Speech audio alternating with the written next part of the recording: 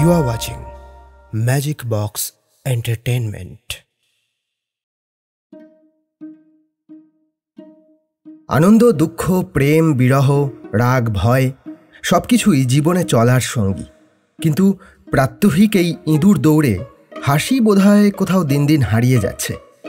হাসির তীব্র সংকটে আমরা কখনো কখনো অন্যের দুঃখকে হাসির খোরাক করে তুলছি।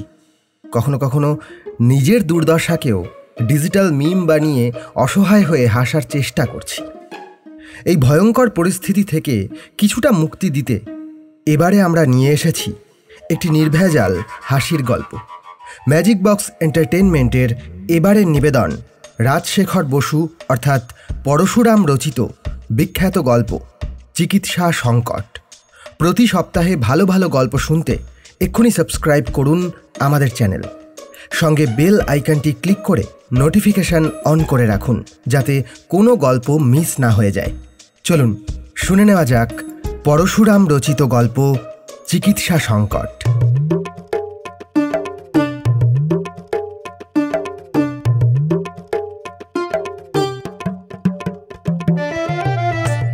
সন্ধ্যা হব হব নন্দবাবু হক সাহেবের বাজার থেকে ট্রামে বাড়ি ফিরছিলেন। বিডেন স্ট্রিট পার হয়ে গাড়ি ধীরে ধীরে চলতে লাগলো। সামনে একটা গরুর গাড়ি, আর কিছুটা গেলেই নন্দবাবুর বাড়ির মোড়।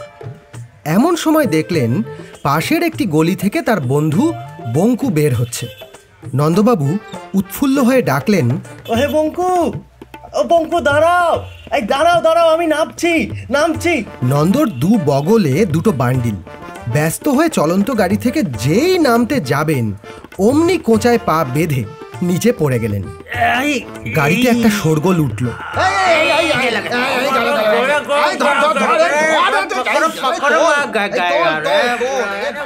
এবং ঘ্যাচাং করে গাড়ি থেমে গেল।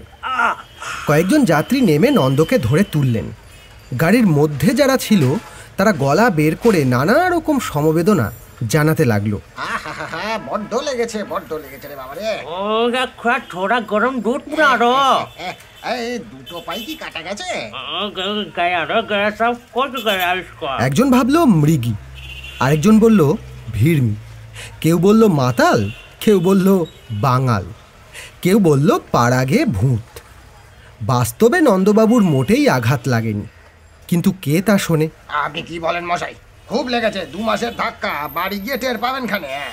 নন্দ বারবার হাত জোর করে নিবেদন করলো যে সত্যি সত্যি তার বিন্দুমাত্র চোট লাগেনি। একজন বৃদ্ধ ভদ্রলোক বললেন, ভালো করলে মন্দ হয়, স্পষ্ট দেখলুম লেগেছে, তবু বলে লাগেনি। এমন সময় বঙ্কুবাবু এসে পড়ায় নন্দবাবু পরিত্রাণ পেলেন। মনক্ষুণ্ণ যাত্রীদের নিয়ে ট্রাম গাড়িও ছেড়ে গেল। বঙ্কু বললেন, মাথাটা একটু ঘুরে গিয়েছিল আর কি। যাও, বাড়ির পত্রকু আর হেঁটে গিয়ে কাজ নেই। রিক্সো নন্দবাবুকে আস্তে আস্তে নিয়ে গেল। বঙ্কু পিছনে পিছনে হেঁটে চললেন। নন্দবাবুর বয়স 40, শ্যামবর্ণ, বেটে গোলগাল চেহারা। তার পিতা পশ্চিমে কমিসারিয়েটে চাকরি করে বিস্তর টাকা উপার্জন করেছিলেন এবং মৃত্যুকালে একমাত্র সন্তান নন্দর জন্য কলকাতায় একটা বড় বাড়ি, বিস্তর আসবাব এবং মস্ত একগোছা কোম্পানির কাগজ রেখে যান। নন্দর বিয়ে অল্প বয়সেই হয়েছিল, কিন্তু 1 বছর পরেই তিনি বিপত্নিক হন এবং তারপর আর বিয়ে থা করেন। মা বহুদিন গত হয়েছেন। বাড়িতে একমাত্র স্ত্রীলোক এক বৃদ্ধা পিসি। তিনি ঠাকুর সেবা নিয়েই বিব্রত। সংসারের কাজ ঝি চাকররাই দেখে। নন্দবাবুর দ্বিতীয়বার বিয়ে করতে আপত্তি নেই, কিন্তু এখনো পর্যন্ত হয়ে ওঠেনি। প্রধান কারণ আলস্য। Theatre, cinema, football match, race এবং বন্ধুবর্গের সংসর্গ, এতেই নির্বিবাদে জীবন কেটে যায়। বিয়ের ফুরসত কোথায়? তাছাড়া দিন দিন বয়স বাড়ছে, এখন আর না করাই ভালো। মোটের উপর নন্দ নিরীহ, গোবেচারা, অল্পভাষী, উদ্যমহীন, আরামপ্রিয় লোক। নন্দবাবুর বাড়ির নিচের বিশাল ঘরটায় সন্ধ্যা আড্ডা বসেছে। নন্দ আজ কিছু ক্লান্ত বোধ করছে, সেজন্য বালাপোষ গায়ে দিয়ে লম্বা হয়ে শুয়ে আছেন। বন্ধুগণের চা ও পাঁপড় ভাজা শেষ হয়েছে, এখন পান, সিগারেট ও গল্প চলছে। গুপিবাবু বলছিলেন, শরীরের উপর এত অযত্ন করো না নন্দ। এই শীতকালে মাথা ঘুরে পড়ে যাওয়া ভালো লক্ষণ নয়। নন্দ বললেন, না না, মাথাটা ঠিক ঘোরেনি, ওই কেবল ওই কোচায় কাপড় বেঁধে। আরে না না, ঘুরেছিল বই কি, শরীরটা কাহিল হয়েছে। এই তো কাছাকাছি ডাক্তার তফাদার রয়েছেন। এত বড় ফিজিশিয়ান আর এ শহরে কোথায় পাবে? যাও না কাল সকালে একবার তার কাছে। বঙ্কু বললেন, আমার মতে একবার নেপালবাবুকে দেখালেই ভালো হয়। এমন বিচক্ষণ হোমিওপ্যাথ আর দুটি নেই। মেজাজটা একটু তিরিক্ষি বটে, কিন্তু বুড়োর বিদ্যে অসাধারণ। ষষ্ঠীবাবু মুড়িসুড়ি দিয়ে এক কোণে বসেছিলেন। তার মাথায় বালাক্লাভা টুপি, গলায় দাড়ি এবং তার উপর কমফোর্টার।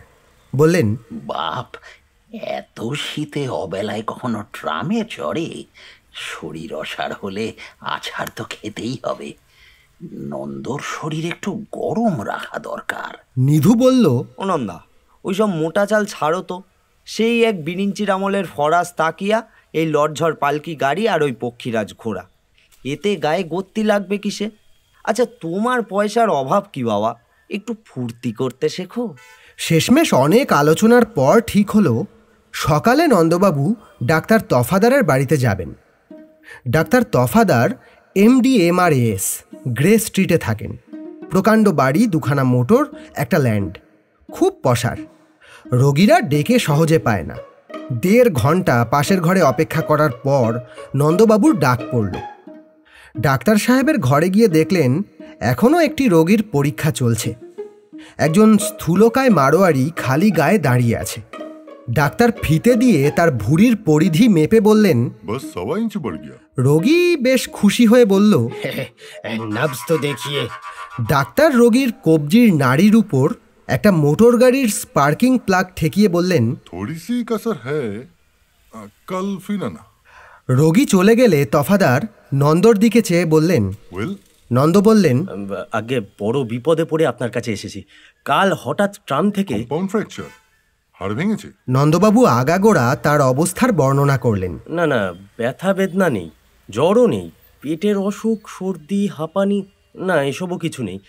হ্যাঁ, খিদে গতকাল থেকে একটু কমেছে। ও হ্যাঁ, রাতে না দুঃস্বপ্ন দেখেছি, মনে না বড় আতঙ্ক, জানেন।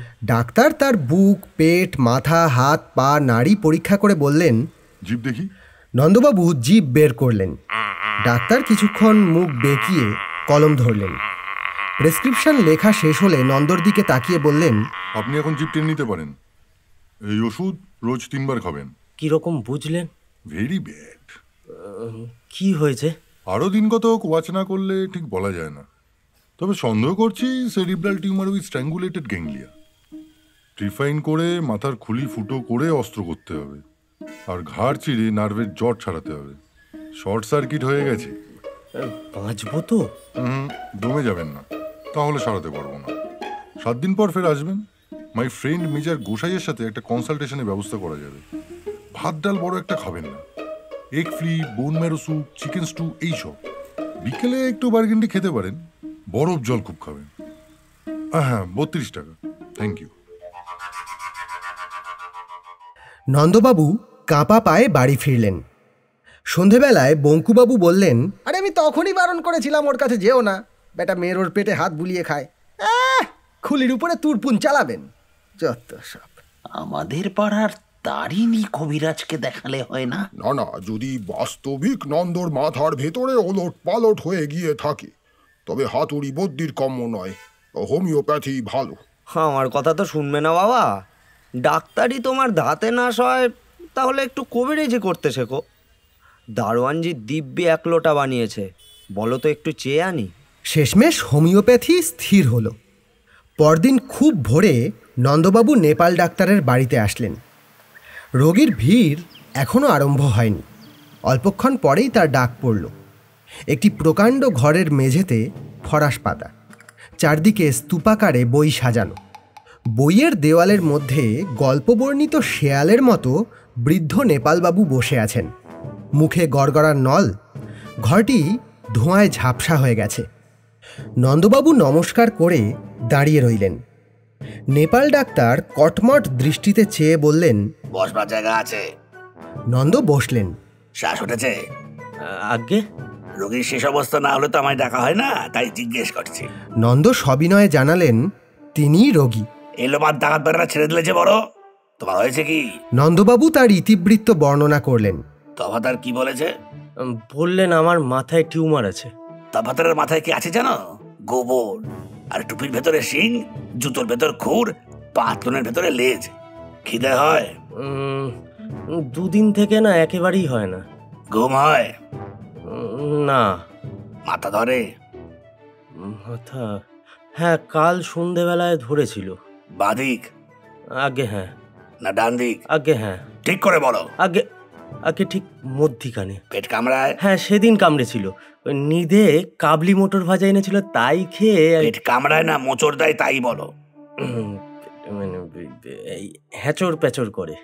ডাক্তার কয়েকটি মোটা মোটা বই দেখলেন, তারপর অনেকক্ষণ চিন্তা করে বললেন, একটা ওষুধ দিচ্ছি, নিয়ে যাও। আগে শরীর থেকে অ্যালোপ্যাথিক বিষ তাড়াতে হবে। 5 বছর বয়সেই আমায় খুনে বেটারা 2 গ্রেন কুইনিন দিয়েছিল, এখনো বিকেলে মাথা টিপ টিপ করে। 7 দিন পর ফিরে এসো, তখন আসল চিকিৎসা শুরু হবে। বেশ বেশ। বলছিলাম যে ব্যারামটা কি আন্দাজ করেছেন? তা জেনে তোমার 4টে হাত বেরোবে নাকি? যদি বলি তোমার পেটে ডিফারেন্সিয়াল ক্যালকুলাস হয়েছে, কিছু বুঝবে? ভাত খাবে না, 2 বেলা রুটি, মাছ মাংস বারণ, শুধু মুগের ডালের শ্বাস, স্নান বন্ধ, গরম জল একটু খেতে পারো, তামাক খাবে না, ধোয়া লাগলে ওষুধের গুণ নষ্ট হবে। কেন কি ভাবছো আমার আলমারির ওষুধ নষ্ট হয়ে গেছে? সে ভয় নেই, আমার তামাকে সালফার 30 মেশানো থাকে। ফি কত তাও বলে দিতে হবে নাকি? দেখছো না দেওয়ালে নোটিশ লটকানো রয়েছে, 32 টাকা, আর ওষুধের দাম 4 টাকা। নন্দবাবু টাকা দিয়ে বিদায় হলেন।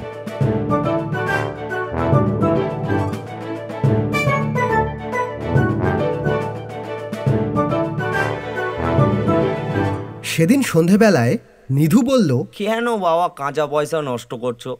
থাকলে 5 রাত বক্সে বসে থিয়েটার দেখা চলতো।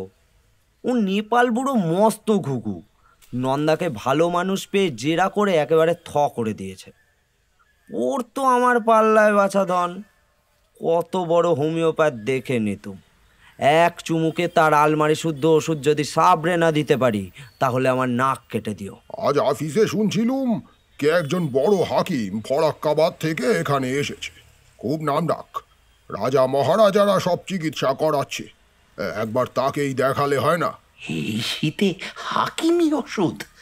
বাপ শরবত খাইয়েই মারবে, তার চেয়ে তারিণী কবরেজ ভালো। অতঃপর কবিরাজি চিকিৎসাই সাব্যস্ত হল।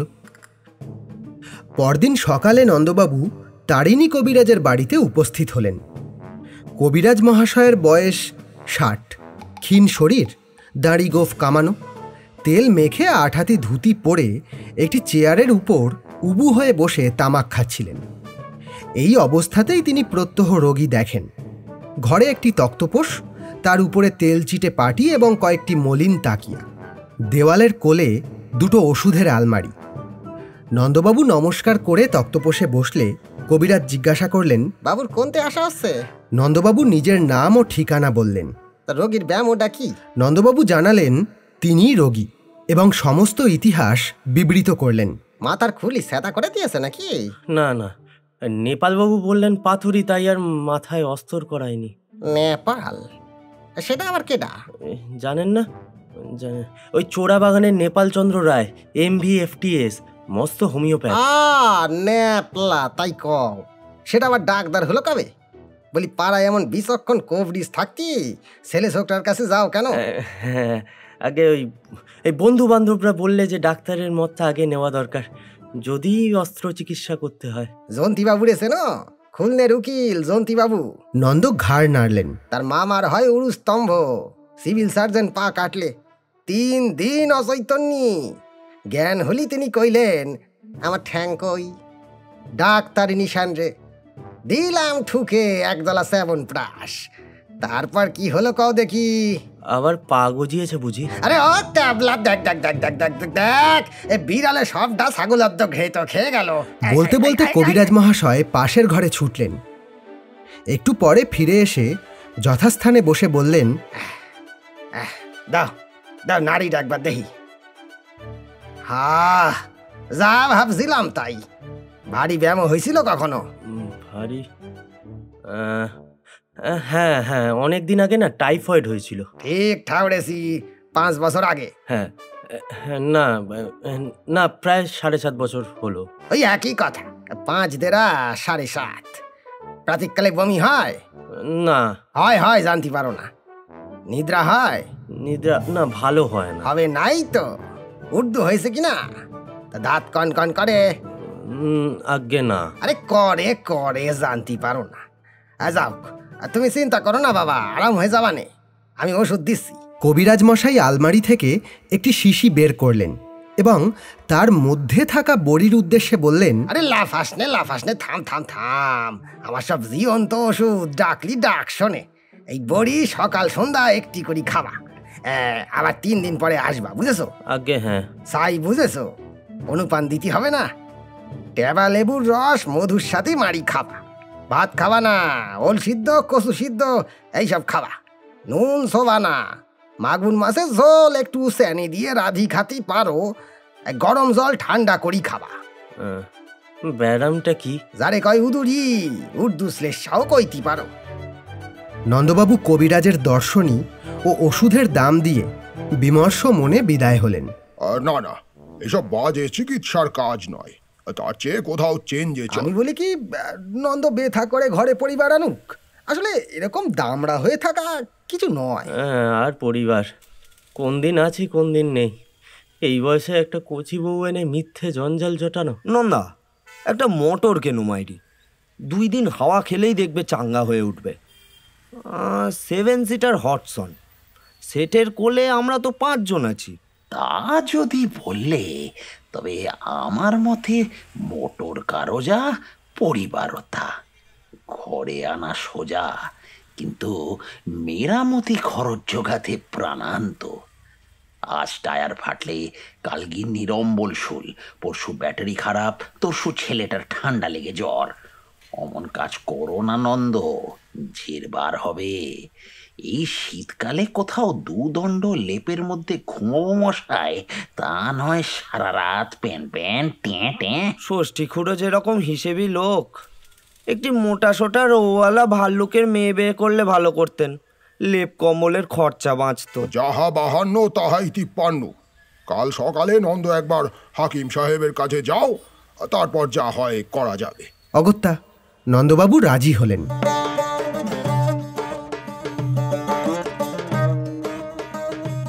হাজিকুল মুলুক বিন লোকমান নুরুল্লাহ গজল ফুরুল্লাহ আল হাকিম ইউনানি লোয়ার চিতপুর রোডে বাসা নিয়েছেন। নন্দবাবু তেতলায় উঠলে একজন লুঙ্গি পরা ফেজধারী লোক তাকে বলল, আসেন বাবু মশাই, আমি হাকিম সাহেবের মীর মুন্সি। কি বেমারি বলেন, আমি লিখে হুজুরকে ইত্তালা ভেজিয়ে দিব। বেমারিটা কি সেটা জানতেই তো আসা বাবু। तभी कुछ तो बोलेन ना, तकती बुखार पिल्ली चेचक घेक बावासिर रात अंधी। ওসব কিছু বুঝলুম না বাবু, আমার না প্রাণটা ধরপড় করছে। সহি বলেন, দিল তারপানা। মোহর এনেছেন? মোহর? হাকিম সাহেব চাঁদি ছোনা নজরানা 2 মোহর, না থাকে তো আমি দিচ্ছি 45 টাকা, আর বাট্টা 2 টাকা, और रेशमी रुमाल 2 টাকা। দরবারে যে আগে হুজুরকে বন্দেগি জনাব বলবেন, তারপর রুমালের উপর মোহর রেখে সামনে ধরবেন। মুন্সি নন্দবাবুকে তালিম দিয়ে দরবারে নিয়ে গেল। একটি বড় ঘরে গালিচা পাতা, একপাশে মসনাদের উপর তাকিয়ায় হেলান দিয়ে হাকিম সাহেব ফর্সিতে ধূমপান করছেন। বয়স 55, বাবরি চুল, গোঁফ খুব ছোট করে ছাটা, আবক্ষলম্বিত দাড়ির গোড়ার দিকে সাদা, মধ্যে লাল, ডগায় নীল। পরিধান শাটিনের চুড়িদার ইজার, কিংখাপের জোব্বা, জরির তাজ। সম্মুখে ধূপদানে মুসাব্বার এবং রুমি মাস্তাগি জ্বলছে। পাশে পিকদান, পানদান, আতরদান ইত্যাদি। 4-5 জন পারিষদ হাঁটু মুড়ে বসে আছে এবং হাকিমের প্রতি কথায় কেয়ামত বলছে। ঘরের কোণে একজন ঝাঁকড়া চুল ও চাপদেরে লোক সেতার নিয়ে পিড়িং এবং বিকট অঙ্গভঙ্গি করছে। নন্দবাবু অভিবাদন করে মোহর নজর দিলেন। হাকিম ঈষৎ হেসে আতরদান থেকে কিছুটা তুলো নিয়ে নন্দর কানে গুঁজে দিলেন। মুন্সি বলল, আপনি বাংলায় বাতচিত বলেন, আমি হুজুরকে সমঝিয়ে দিব। নন্দবাবুর ইতিবৃত্ত শেষ হলে হাকিম ঋষভ কণ্ঠে বললেন, सर लाओ। নন্দ শিউরে উঠলেন। মুন্সি আশ্বাস দিয়ে বলল, ডাঁড়বেন না মশাই, জনাবকে আপনার সির দেখান। নন্দর মাথা টিপে হাকিম বললেন, हड्डी पिल पिलाया गया। শুনেছেন, মাথার হাড় বিলকুল নরম হয়ে গিয়েছে। হাকিম 3 রঙা দাড়িতে আঙুল চালিয়ে বললেন, सुरमा सुर्ख। একজন একটা লাল গুঁড়ো নন্দর চোখের পল্লবে লাগিয়ে দিল। মুন্সি বোঝালো। আঁখ ঠান্ডা হবে, নিদ হবে। হাকিম আবার বললেন, रोगन बब्बर। এ জি বালবার, আস্তুরা লাও। নন্দবাবু বললেন, আরে আরে আরে আরে আরে করো কি তুমি, করো কি তুমি, করো কি তুমি? বলতে क्या বলতে करता है? নাপিত চট করে তার ব্রহ্মতালুর উপর 2 ইঞ্চি সমচতুষ্কোণ কামিয়ে দিল এবং একজন তার উপর একটা দুর্গন্ধ প্রলেপ লাগালো। মুন্সি বলল, আরে ঘাবরান কেন মশাই, এ হচ্ছে বাব্বাড়ি সিংহের মাথার ঘি, বহুত কিম্মাত, মাথার হাড্ডি শক্ত হবে। নন্দবাবু কিছুক্ষণ হতভম্ব অবস্থায় রইলেন। তারপর প্রকৃতস্থ হয়ে বেগে ঘর থেকে পালিয়ে গেলেন। মুন্সি পিছনে পিছনে ছুটতে ছুটতে বলল, এ জি আমার দস্তুরি, আরে দস্তুরি। নন্দ একটা টাকা ফেলে দিয়ে 3 লাফে নিচে নেমে গাড়িতে উঠে কোচওয়ানকে বললেন, হাঁকাও।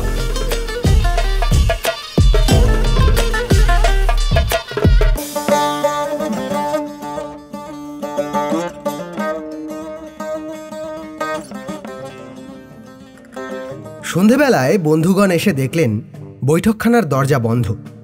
চাকর বলল, বাবুর বড় অসুখ, দেখা হবে না। সবাই বিষণ্ণ মনে ফিরে গেলেন। সমস্ত রাত বিছানায় ছটফট করে ভোর 4টের সময় নন্দবাবু ভীষণ প্রতিজ্ঞা করলেন যে আর বন্ধুদের পরামর্শ শুনবেন না, নিজের ব্যবস্থা নিজেই করবেন। বেলা 8টার সময় নন্দ বাড়ি থেকে বের হলেন এবং বড় রাস্তায় ট্যাক্সি ধরে বললেন, সিধা চলো। সংকল্প করেছেন মিটারে 1 টাকা উঠলেই ট্যাক্সি থেকে নেমে পড়বেন এবং কাছাকাছি যে চিকিৎসক পান তারই মতে চলবেন, তা সে অ্যালোপ্যাথ, হোমিওপ্যাথ, কবিরাজ, হাতুড়ে, অবধূত, মাদ্রাসি বা চাঁদসি ডাক্তার যেই হোক। বউবাজারে নেমে একটি গলিতে ঢুকতে সাইনবোর্ড নজরে পড়ল, doctor miss B Mallick. নন্দবাবু miss শব্দটি লক্ষ্য করেন, নতুবা হয়তো ইতস্তত করতেন। একেবারে সোজা পর্দা ঠেলে একটি ঘরে প্রবেশ করলেন। মিস বিপুলা মল্লিক তখন বাইরে যাওয়ার জন্য প্রস্তুত হয়ে কাঁধের উপরে সেফটি পিন আটকাচ্ছিলেন। নন্দকে দেখে মৃদু স্বরে বললেন, কি চাই আপনার? নন্দবাবু প্রথমটা অপ্রস্তুত হলেন, তারপর মরিয়া হয়ে ভাবলেন, দুরক, না হয় লেডি ডাক্তারের পরামর্শই নেব আজকে। বলছি, বড় বিপদে পড়ে আপনার কাছে এসেছি। পেন আরম্ভ হয়েছে? পেন? না, পেন তো কিছু টের পাচ্ছি না। First confinement? আগে মানে প্রথম পোয়াতি? এই আগে না, আমি নিজের চিকিৎসার জন্যই এসেছি। নিজের জন্য? ব্যাপার কি? সমস্ত ইতিহাস বর্ণনা শেষ হলে মিস মল্লিক নন্দবাবুর স্বাস্থ্য সম্পর্কে 2-4টি প্রশ্ন করলেন। আচ্ছা, আপনার নামটি জিজ্ঞাসা করতে পারি কি? আগে শ্রী নন্দদুলাল মিত্র। বাড়িতে কে আছেন? নন্দ জানালেন তিনি বহুদিন বিপত্নিক, বাড়িতে এক বৃদ্ধা পিসি ছাড়া কেউ নেই। কাজকর্ম কি করা হয়?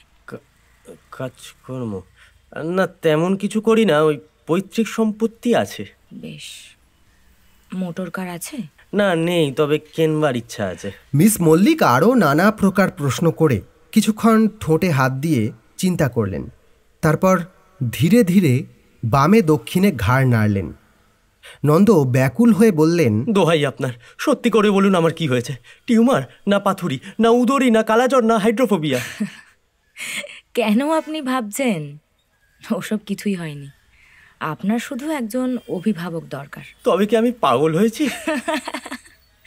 ও ডিয়ার, নো নো, পাগল হবেন কেন? আমি বলছিলাম আপনার যত্ন নেবার জন্য বাড়িতে উপযুক্ত লোক থাকা দরকার। কেন, পিসিমা তো আছেন। The idea. মাসি পিসির কাজ নয়। যাক, আপাতত একটা ওষুধ দিচ্ছি, খেয়ে দেখবেন। বেশ মিষ্টি, এলাচের গন্ধ। 1 সপ্তাহ পরে আবার আসবেন। নন্দবাবু 7 দিন পরে পুনরায় মিস বিপুলা মল্লিকের কাছে গেলেন। তারপর 2 দিন পরে আবার গেলেন। তারপর প্রত্যেক দিন। তারপর একদিন নন্দবাবু পিসিমাতাকে কাশীধামে রওনা করিয়ে দিয়ে মস্ত বাজার করলেন। এক ঝুড়ি গলদা চিংড়ি, এক ঝুড়ি মাটন, সেই অনুযায়ী ঘি, ময়দা, দই, সন্দেশ ইত্যাদি। বন্ধুবর্গ খুব খেলেন। নন্দবাবু জরিপার সূক্ষ্ম ধুতির উপর সিল্কের পাঞ্জাবি পরে সলজ্জ সস্মিত মুখে সবাইকে আপ্যায়ন করলেন।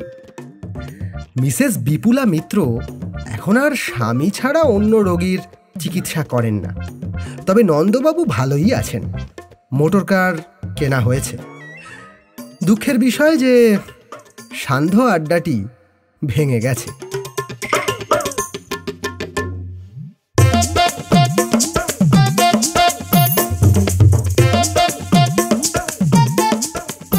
শুনছিলেন পরশুরাম রচিত গল্প চিকিৎসা সংকট। বিভিন্ন চরিত্রে রূপদান করেছেন অর্ণব, পিকন, সৌরভ, ইন্দ্রনীল, সৌম্য, সোমা এবং আমি আপনাদের সঙ্গে সৌমেন। গল্পটি কেমন লাগলো অবশ্যই জানান কমেন্ট বক্সে। ভালো লাগলে লাইক এবং শেয়ার করুন। চ্যানেলে নতুন হলে সাবস্ক্রাইব করুন। প্রতি সপ্তাহে নতুন নতুন গল্পের আপডেট পেতে বেল আইকনটি ক্লিক করে নোটিফিকেশন অন করে রাখতে ভুলবেন না।